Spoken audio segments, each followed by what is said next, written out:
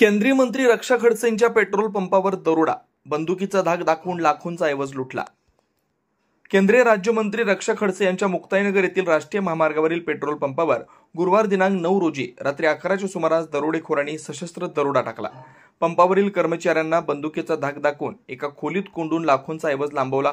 हा दरोडा टाकण्यापूर्वी दुचाकीवर आलेल्या 6 दरोडेखोरांनी मुक्ताईनगर शहरातही 1-2 ठिकाणी दरोड्याचा प्रयत्न केल्याचं सांगितलं जात आहे। हे दरोडेखोर पेट्रोल पंपावरून मिळालेली रोकड घेऊन वरणगावकडे निघाल्याची माहिती मिळते।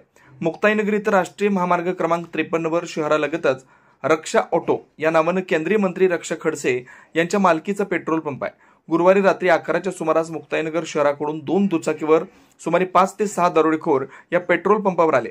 सर्वांनी तोंडावर रुमाल बांधला होता। पेट्रोल पंपावर येऊन तेथील कर्मचाऱ्यांना बंदुकीचा धाक दाखवून एका केबिनमध्ये कोंडण्यात आलं।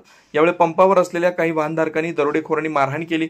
त्यांचा प्रतिकार करणाऱ्या 2 कर्मचाऱ्यांना मारहाण करून त्यांनी जखमी केलं। तसेच पंपाच्या केबिनमधील ड्रॉवरमधील सुमारे 1 लाखापेक्षा जास्त रोकड ताब्यात घेतली आणि तिथून दुचाकीवरून वरणगावकडे दरोडेखोर पसार झाले। अवघ्या काही मिनिटांच्या थरारात पेट्रोल पंपावरील कर्मचाऱ्यांना नेमकं काय झालं हे कळलंच नाही आणि दरोडेखोर पसार झाल्यानंतर कर्मचाऱ्यांनी या घटनेची माहिती पोलीस व माजी मंत्री एकनाथ खडसे व रक्षा खडसे यांना दिली। त्यानंतर काही वेळातच मुक्ताईनगर पोलीस ठाण्याचे अधिकारी व कर्मचारी घटनास्थळी दाखल झाले। पंपावरील कर्मचाऱ्यांनी दरोडेखोर दुचाकीवरून वरणगावकडे गेल्याचं सांगितलं। तातडीने वरणगाव पोलीस ठाण्याच्या निरीक्षकांना याबाबत माहिती देण्यात आली। मुक्ताईनगर व वरणगाव पोलीस दरोडेखोरांचा शोध घेत आहेत। दरम्यान केंद्रीय मंत्र्यांच्या पेट्रोल पंपावर दरोडा पडल्यानं कायदा सुव्यवस्थेचा प्रश्न उपस्थित केला जातोय।